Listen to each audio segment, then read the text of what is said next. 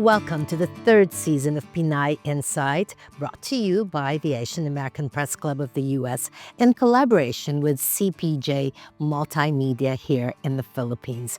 I'm Thelma Sugay. For you, our dear, loyal, and dedicated listeners, we are so excited to present to you a new format. I remember about 3 years ago when we first started, we had a theme, and that was addressing the concerns of the anti-Asian hate victims. And now we are pleased to state this is slowly progressing, and we are now welcoming this new season with successful stories of films in North America. For our first season, we introduce to you one of the finest female powerful lawyer here in Los Angeles by the name of Hildy Aguinaldo. Attorney Hildy Aguinaldo is a senior director and assistant general counsel for DaVita, one of the largest healthcare facilities with over 2,500 clinics and serving 200,000 patients nationwide. She handles a team of legal counsel handling all matters nationwide. And then after which we will be meeting with Dr. Stacey Litam in segment 2, and then we'll end with a recap of something that is relevant and dear to our hearts, especially if we think about our kababayans here in our beloved country. We shall talk about and summarize a little bit about those flood projects.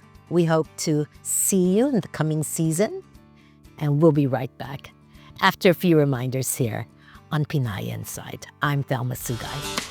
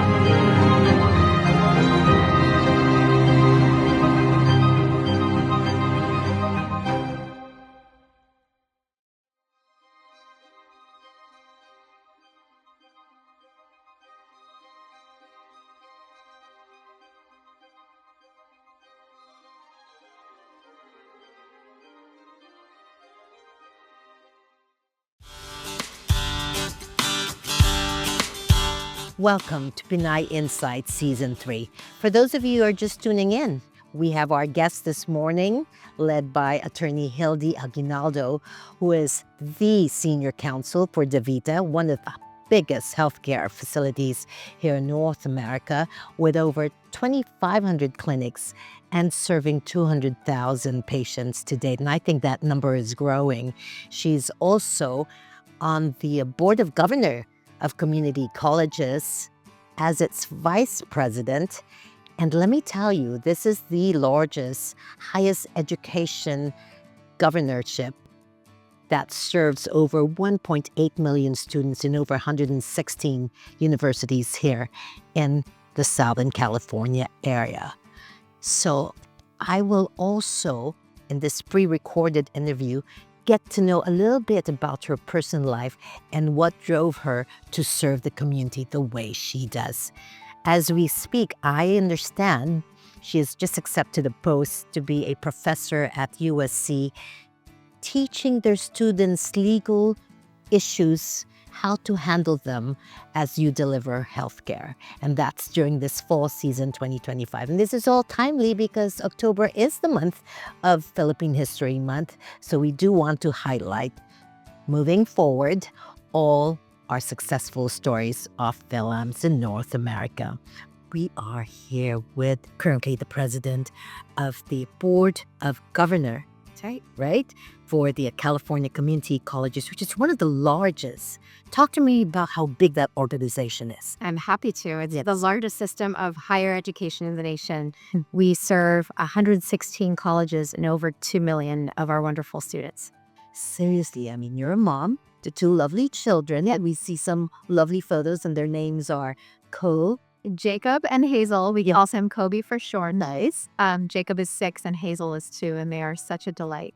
I think because of my work in the community with the Philippine American Bar Association, my name and my work got to the governor's appointment secretary. Her name is Mona Pasquiel, and she's also Filipina American. She's not with the governor's office anymore, but she is continuing to advocate for more diversity on corporate boards as well as public boards. So she helped to get me appointed to my first gubernatorial space, which was the California Acupuncture Board, and I served as president of that board as well. It was such a phenomenal experience. I worked with such How young were you then? I think I was in my 30s, early 30s, but that was the second of my appointments. The first appointment was to an LA County position on the Hospitals and Healthcare Delivery Commission. So This was by no other than my favorite governor, Governor Brown. the acupuncture board was by Governor Brown, yes. And then when my term finished there, he appointed me to the California community colleges. So you must have done something right. I hope so. I always aim to do. If I were to ask you, what do you think is your biggest accomplishment as a board member?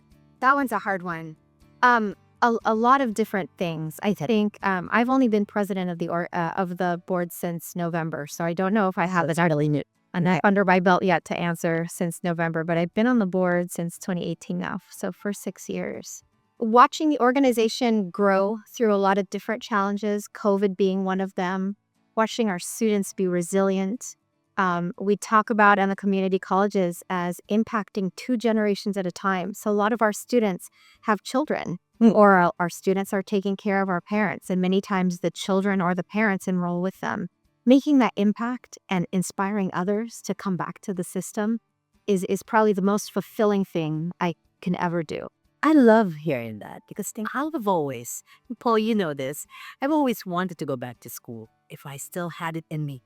Obviously, I have my BA, but I was telling everyone, I guess that if there was a profession of being a forever student, that's me, a life learner, right? Well, I think that's what the students have to go through nowadays. It was very competitive. Very much so. And the future generations, I heard something like they're going to have 17 jobs over 5 different industries. So if you think about a student needing to upskill and reskill at multiple points of their career, the community colleges is one of the ways to do that. So you might need to go back to school. You might get some. They'll take me. Yeah, we will take you. We serve the 100% of students. Oh, so we will take you. I love it. So here's the thing, though. Do you think that's a good thing that they have all these jobs during a span of 5 years? Is that a good sign, or is that a scary sign? I think it's a little bit of both, but the underlying sign is that it's the new reality. Okay, so I was just being really pragmatic about our expectations. I think so, because if you ask a younger person in the workforce now what their job is, they're going to have a description that most folks in my generation or in older generations just don't understand. So give me one. What do you think they're going to say? Oh, goodness. I don't know if I can answer that question because they're going to be in technology. They're going to be on the cutting edge. They're going to be a lot of different practices melding into one. And we can't forecast what tomorrow's jobs will look like. That's the $1 million question. Right? Or the $1 billion. Yeah, so I'm going to be coming up with those questions. Please. Jokey thing. But here's my question to you. What about how do you handle those young ones, the youth who say, I don't need to go to college. Steve Jobs didn't really finish his college education, and he did very well. How do you respond to that? Or they can say, I can make so much money doing TikTok. I can be a citizen journalist. What would be the response of someone in your position? I would say that there's not one path that's right for everyone. You have to find the path that's right for you. And if you are going to pursue an apprenticeship, for example, and go into the workforce first and get your experience that way, that's great. But we welcome you to reskill when you need to with an institution of higher education. If you want to build that base of knowledge and then transfer, you could do that too. That's certainly one of the paths you can take. There are numerous paths, but wherever you are on your educational journey, our hope is to meet you where you're at so that we can meet the needs you have at that time. Economic mobility is always important. It helps you to do things for multiple generations. But if you follow the knowledge and the passion, the money will come. And I can't forget who, I can't remember who said that, but you follow your knowledge and your passion first. We'll end with that in this course. We'll be right back after a few reminders here on Pinay Insight.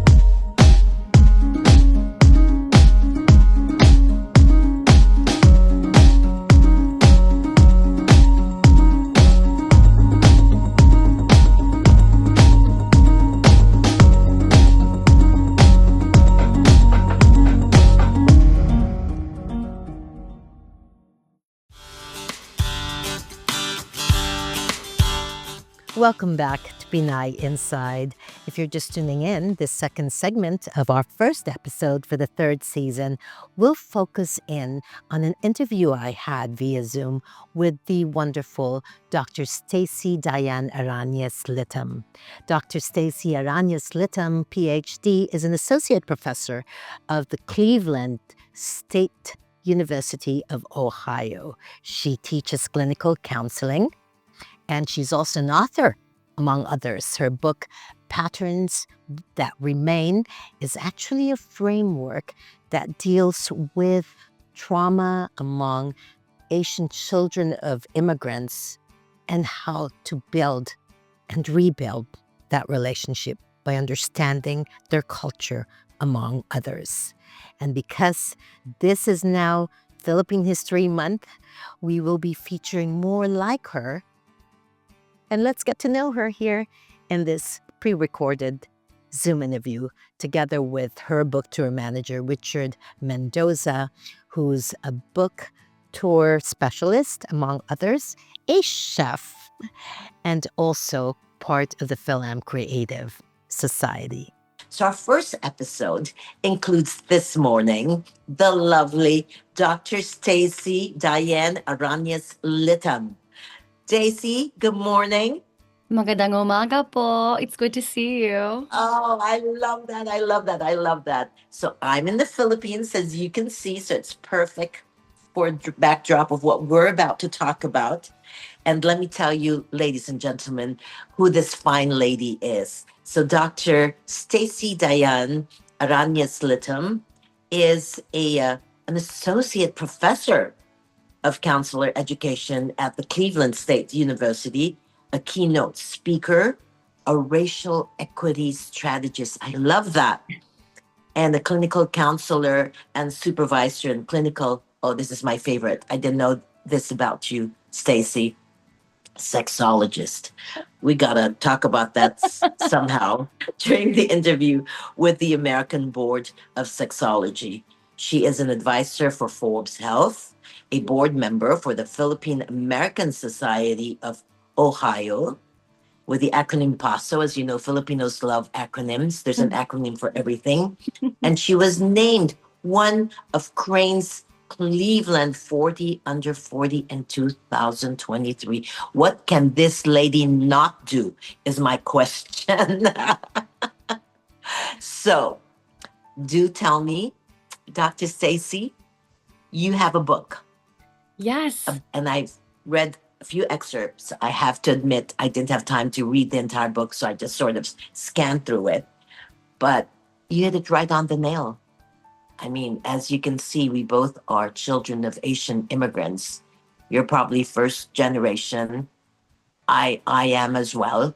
And so it's this book is going to be an amazing reference guide for all our kababayans who are either thinking about coming over, will probably have the shock of their lives as they come here, not knowing what to do, but more importantly, to know that they have someone like you who's championing their cause. You are basically that. You're here trying to uplift your kababayans. And I'm glad that we see a lot of that more and more. Of course. And thank you for that very generous and thoughtful introduction. And Absolutely. so, my book, I imagine, is the resource that I wish I had when I was a young girl. I was born in Quezon City in the Philippines, and I still have family based in Batangas and in Naga. So, because my dad was already in the States when I was born, I didn't meet him until I was 2. Some of my earliest memories were my mom showing me my dad's picture in my nursery and saying, "Stacey, this is your dad. When the time is right, we will go and meet him." I was an infant with no sense of time. And so I think what likely happened was I internalized a very specific set of messages, specifically that my dad isn't here. And so I have to prove my worth. Or if only I was good enough, my dad would have wanted to spend time with me. And I carried these sort of limiting cultural scripts for most of my life, which ended up to a lot of success and productivity, but not a whole lot of rest.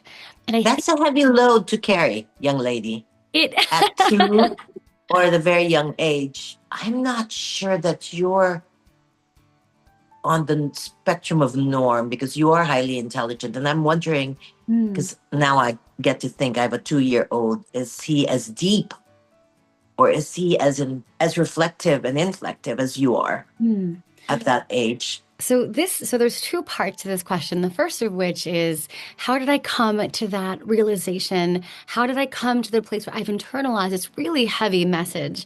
And the second part of the question is, to what extent is that message serving me? To what extent is that message helpful and healthy, or perhaps creating barriers to mental health? So we'll start with the first one. So likely I didn't have the intellectual capacity to be thinking that deeply when I was 2. However, what I'll say is that the messages that I heard from my mom growing up, and also the way that I lived my life early as a child, ended up coalescing in ways that reinforced this underlying script of, if only I was good enough, my dad would want to spend time with me. Now, as an adult with knowledge and insight and awareness, I now know my dad, like many immigrants, had to redo his training in the States. Even though he's already a doctor in the Philippines, he had to redo his fellowship, redo his residency. And so when I was a kid, he missed a lot of my gymnastics meets. He missed a lot of my classroom graduations. He missed a lot of the events that I thought were so important when I was 5, 6, 7.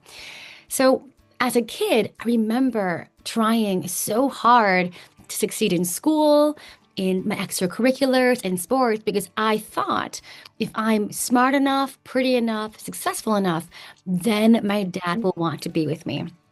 So the second Now, part of the you mentioned, I'm so sorry. Let me interject before I forget. You mentioned dad's a doctor. I'm guessing that's one of the main influencers in your life to become who you are now. Is that a correct assumption? I think so. So my dad is an oncologist with a specialization in hematology, or cancer of the blood.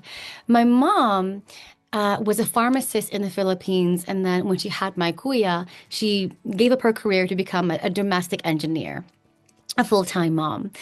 And so I think together they made me who I am. So my dad really role modeled the importance of hard work, and my mom role modeled the importance of sacrifice, even to the extent of sacrificing her own desire. So this Let's element. stop right there. Mm, If that's actually prevalent among Filipino women, Sometimes we label it as martyr complex. Mm-hmm. I am married.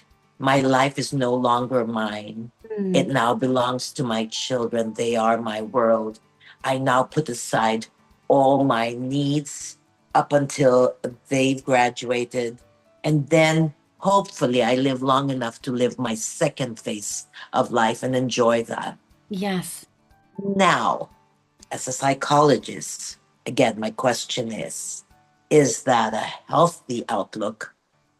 And does that make me okay? I have that mentality, much like your mom. This is a very good question, and it's so multifaceted that I think it's also important to really honor the nuance of it. So, the first thing I heard you say is that Asian women, specifically Filipino women, we have this sort of martyr complex where we expect ourselves to put our wants, needs, desires on the back burner to prioritize our family. And, would we really be Asian women and Asian mothers if we didn't measure love in our sacrifice? The second part of that is sort of this, question around, is it healthy? Is it healthy for Filipina women to prioritize our children, our partners, at the expense of perhaps self-abandonment? Yes. One of my favorite mottos, Ate, is everything in moderation, including moderation. And there are elements of this that are helpful and healthy.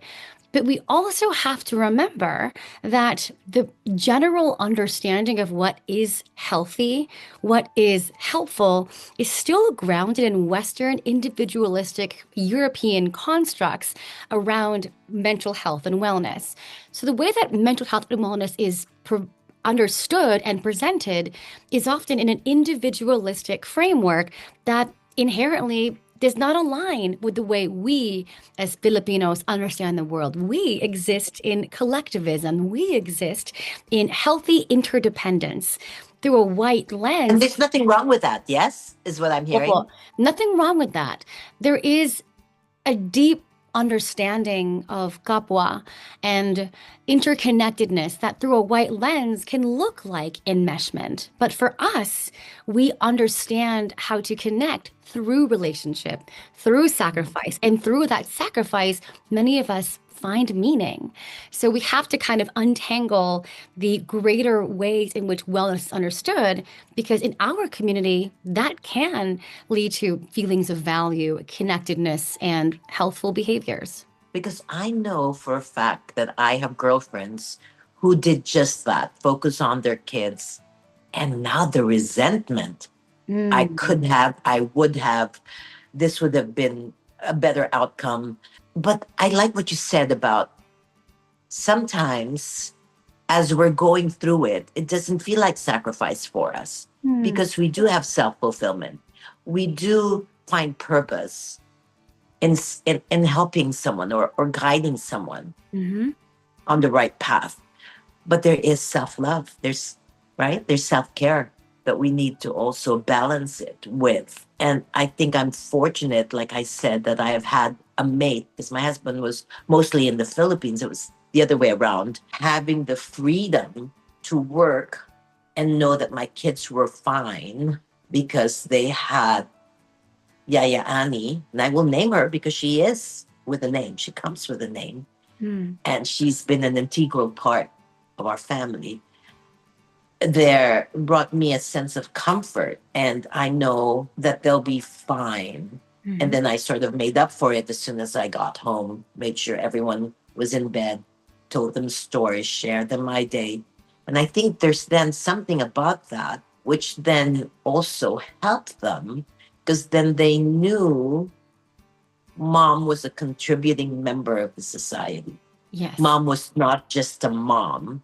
Mom was able to write about people, write about things, help the community through her volunteerism.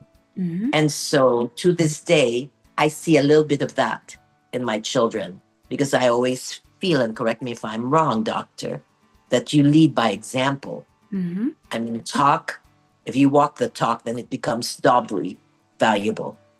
Yes. Am I correct?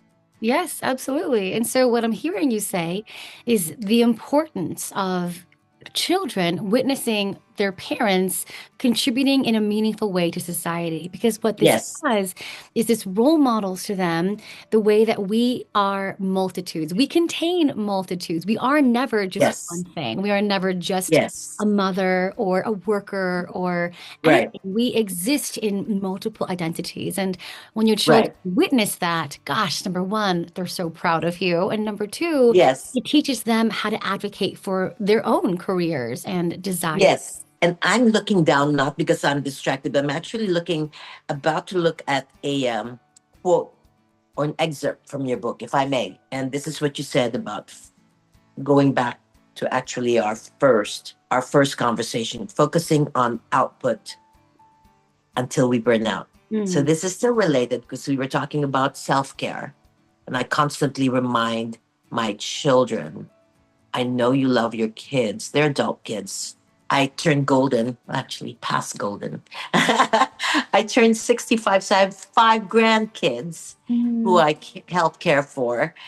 But I always remind them because now that I'm not around to help, so they're without help.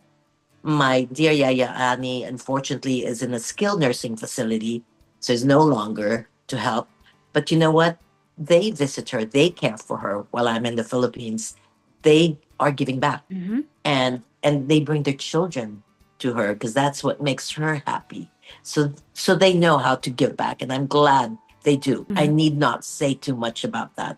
They truly have a genuine love for their Yaya Ani. And it says, going back to your book, focusing on output until we burn out, deprioritizing and value of hard work above all else may be reminiscent of our parents and ancestors' fears that we will never have enough or that we will never be enough. It also seems to be a collective experience shared by our Asian American community. And that's why we call sometimes ourselves dragon mothers, right? Is that what it is? We refer to ourselves as that. Do you think it also has something to do with coming from, in our case, and I don't know if this is still politically correct as a label, a third world country like the Philippines, where were exposed to a lot of poverty, a lot there, and the extreme between the very wealthy and the extremely poor. Obviously, a social problem, systemic, which almost timely with everything that's going on here. So there's a few things here. The first of which is that I think the experiences of Filipinos and how we understand hard work is quite different than the way Filipino Americans and other Filipinos in other diaspora understand hard work. In the Mhm. Philippines, we have this underlying desire and need to survive, to hopefully thrive. In our community, in our kababayan, resilience and teamwork is baked into our DNA that came from Yes, hundreds of years of surviving in an archipelago of yes. over 8,000 islands. We are built to survive. We are built to work hard and to exist in community. And so, And probably colonization, yes, of course. right? Wouldn't be Filipino if we didn't recognize the importance and the impact of colonization over 333 years. And so all Yes. of that impacts how we see the world as Filipinos. Now, Filipino Americans, I think, have a little bit of a different perspective. So many of us, especially children of Asian immigrants, were raised by immigrant parents who taught us that to be successful meant only a couple of specific things. And that for many of us is to be a doctor, a lawyer, or an engineer. And so, what tends to happen is that the children of Asian immigrants internalize messages like, my parents aren't proud of me if I'm not one of these careers, or I'm a disappointment if I don't become a doctor, lawyer, or engineer.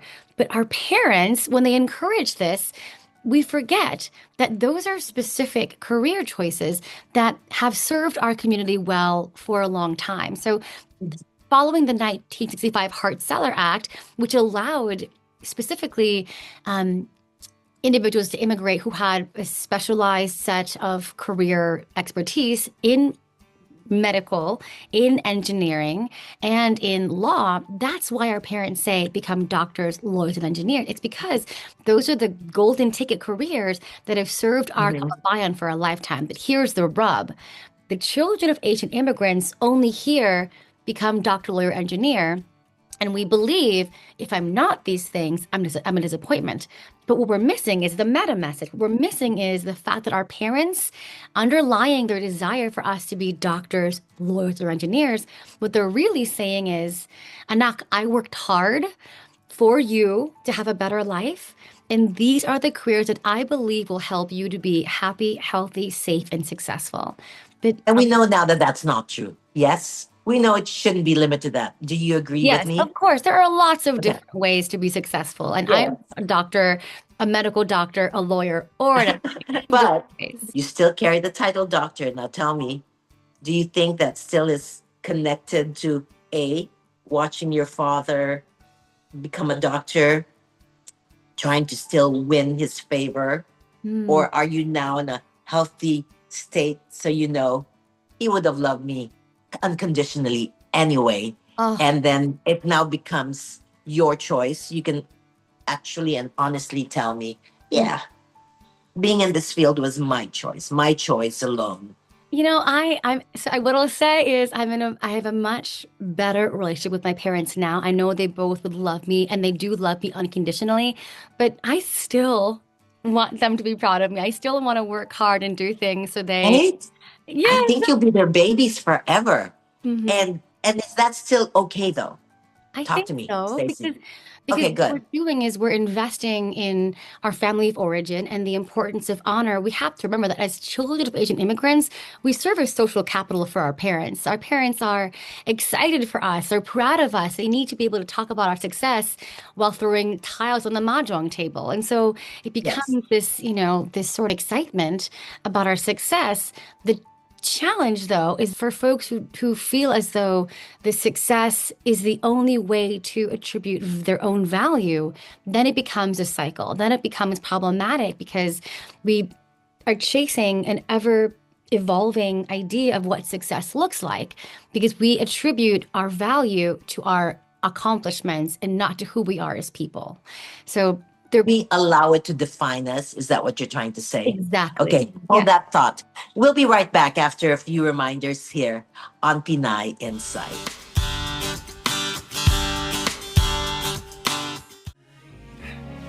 They know that Santa's on his way. On his way. He's loaded lots of toys and goodies on his sleigh. On his sleigh. And every mother's child is gonna The Christmas Song by Honor and Jules. Stream now on YouTube. really know how to fly. Welcome back to Pinay Insight. If you hadn't joined us earlier, allow me to reintroduce to you the wonderful Dr. Stacey, who's got a book out and will be speaking about that book in an upcoming book tour. I understand, Stacey. And with us is Richard Mendoza, the chef, the entertainment executive, and now a book tour specialist. May I call you that, Richard? Sure, you Richard, may. Richard is amazing. Richard, what is it that you can't do, son? Really? And I know it probably comes from having accomplished parents. I know your father, Errol, also a musician, an artist in his own right. My goodness. So you're taking care of Dr. Stacey's book tour. How did you guys meet? Do tell. Oh wow, that's a interesting story. We met at DC Okay. last year. What were You wanna you there continue for? And what was she there for? You So can one more jump time. in, Dr. Stacey. So you get you get to give the narrative the way you want to, or if not, it's Yes, going to be please, its narrative. please. Well, so in 2024, I was invited to speak at the White House for Filipino American History Month. And so I met Rich the day I spoke at the White House.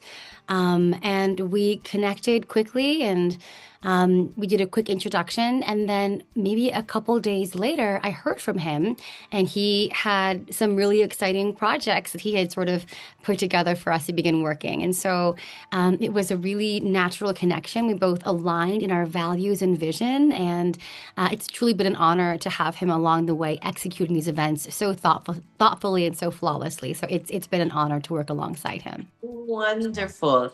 He's Now, amazing. you sort of just slid through that narrative, but the White House caught my attention.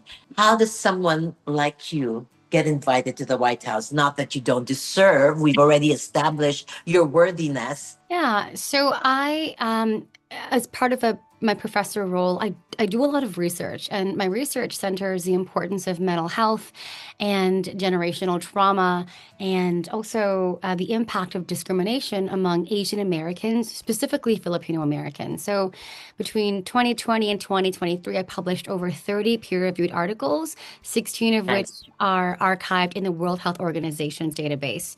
And so, specific to my experience and doing research on the impact of COVID-19 discrimination on Filipino Americans, my work sort of got me well known in the psychology community.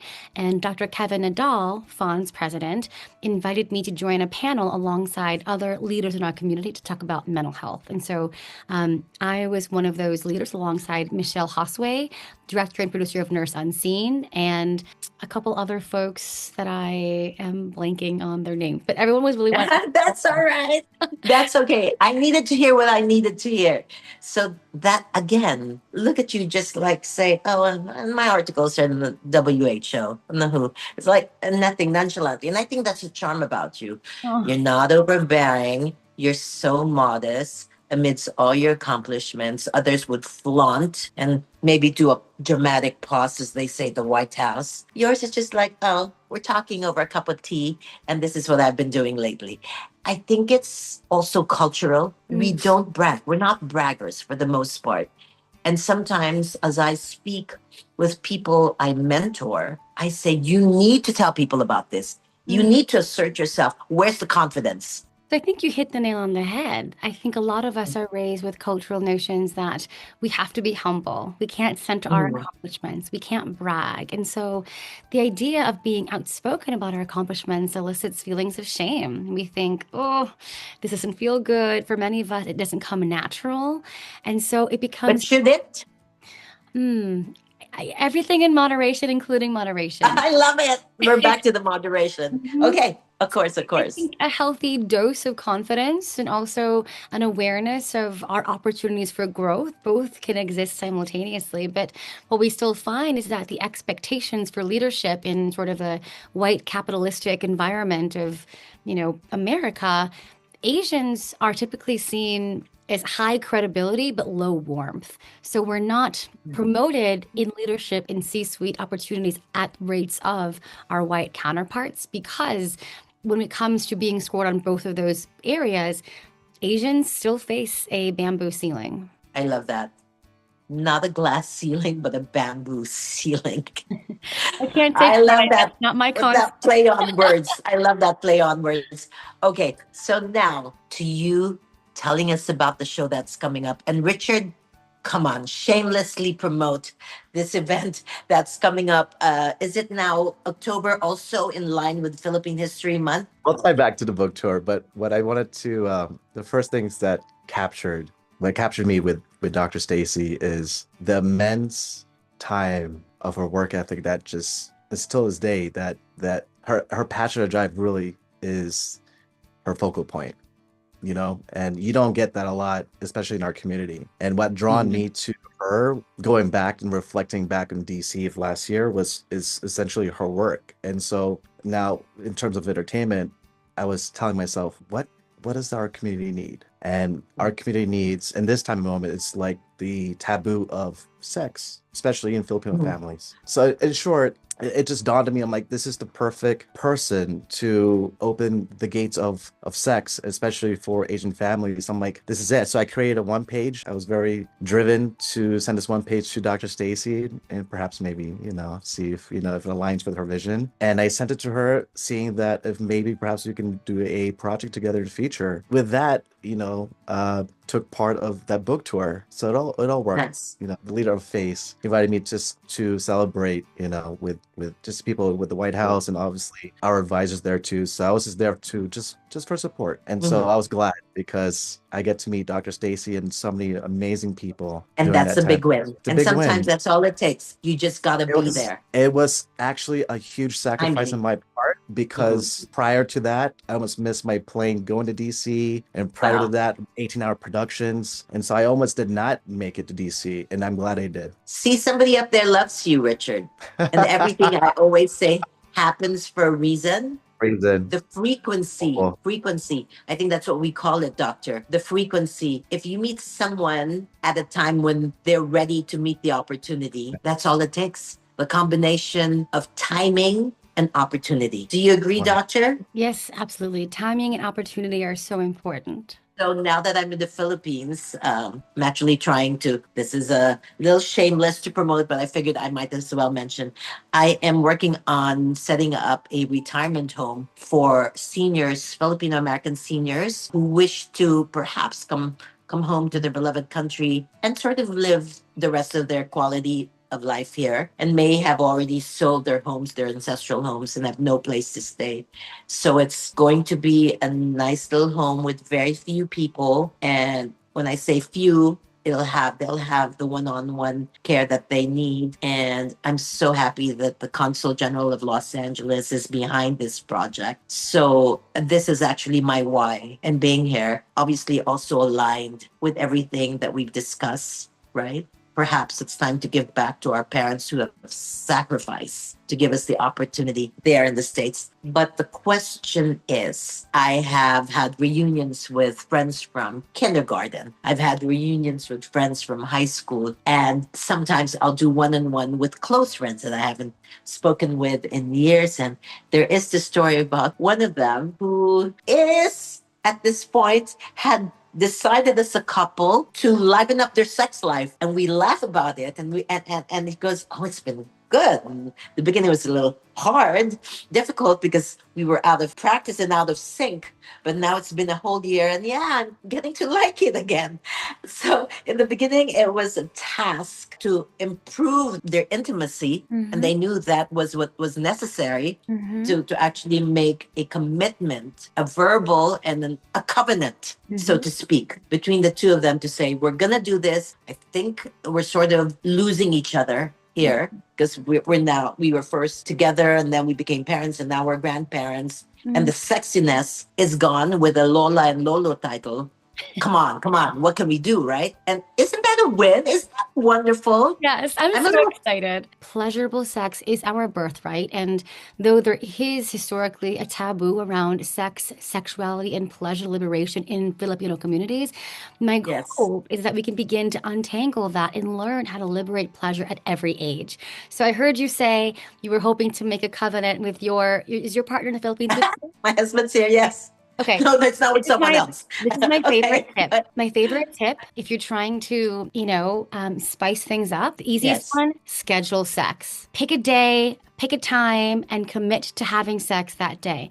Now, folks, Doesn't that remove the romance factor out of it and the spontaneity? what I would say to that, folks say, well, doesn't that remove the romance and the spontaneity, the excitement? I would say, does buying a ticket to a concert make you look forward to it any less? No. No. Right? Yeah. Diba? So, And kasi, you excited up until the concert date. Yes. Yes. So foreplay begins at the end of the previous sexual encounter. So after you finish, everything else you're doing is foreplay, can be foreplay, should be foreplay. So when okay, I know every night on Thursday at 8 o'clock, I get to have sex with my partner. That means we know there are so many things on the table and we can continue having conversations about what we want, need, and desire in the bedroom. So Right. So I can take a shower by 7, be in my lingerie, by 7:30 and prepare for it, right? So it becomes a more Yes. meaningful experience. Okay, I get it. Yes, and also remembering that, especially, for male-bodied folks after the age of say 35, they also have experienced andropause or a decrease in about 1% of natural producing testosterone or T in their body. And this is why we see higher increases of a lack of tumescence or hardness of the penis. We also see difficulty maintaining erection and achieving orgasm. So we have to Right. remind folks that sometimes, the body doesn't work. It's not us. It's not It's not us. us. It's just Right. normal bodies doing body things. Right. And also for female bodied folks, we see, especially after menopause, difficulty in lubrication, some tightness in the Exactly. pelvic floor. So lube is your friend, vibrators are your teammates, and have conversations about what you want to experience. And remember that orgasm is not the goal, it's just a nice cherry on top. The goal of sex is connection. I love it. And really, the playfulness of even having to talk about it, I think might just add, right? Mhm. Add to just really even just the friendship, the connectivity, the intimacy, right? Mhm. So oh my God, this has been a lovely, lovely. Wait, before I forget, you have not promoted your event. Do tell. Richard, jump in as Dr. Stacey talks about the upcoming event. No, she can close it out. Go ahead, Dr. Stacey. Close it out. Say about the event. So the event is on Saturday, October 11th at the Selzer branch of the Chicago Public Library. It is a part of the Halo Halo Day. The event is from 9:30 to 4:30. There's a variety of different events as part of it, including an author talk with myself and Stephanie Lehman. It's a full day of storytelling, music, and author talk celebrating Filipino culture and community in Chicago. There will be parole making, there's going to be dancing, and there's going to be a discussion about my book, Patterns That Remain, a guide for healing for Asian children of immigrants, which provides the framework for healing generational trauma, strengthening relationships, and bridging the gap between parents and children. And your book is available on Amazon, I'm sure. Do tell Everywhere. them. Yep, everywhere books are sold, and the audiobook just dropped on September 18th. Wonderful. And I do thank you. Thank you so much for tuning in. Follow me on Instagram at Dr. Stacey A. Litam and my website, www.staceylitam.com. Stacey, it's been a joy to have you on the show. Richard, thank you so much for the connection. And once again, thank you for bringing the Asian American Press Club of the U.S. and Eastside Rising, our radio podcast partner, into the fold, into your journey. We love you. Thanks, Richard. We'll be right back after a few reminders here on Pinay Insight. In the heart of San Juan, Batangas, Philippines, is a secret treasure of a place called Skagaway Resort. It is not only a resort, but a home for our seniors to come home to. We have trained and efficient caregivers who are there to aid you as you enjoy the facilities that's culturally themed. It has fruit-bearing trees like malunggay, santol, and mangoes so that our seniors and all our guests can enjoy their time gardening. There's also an infinity pool and a miniature golf course for their recreation. For more information, call 747-221-2322 or email Thelma@jmassgroup.com.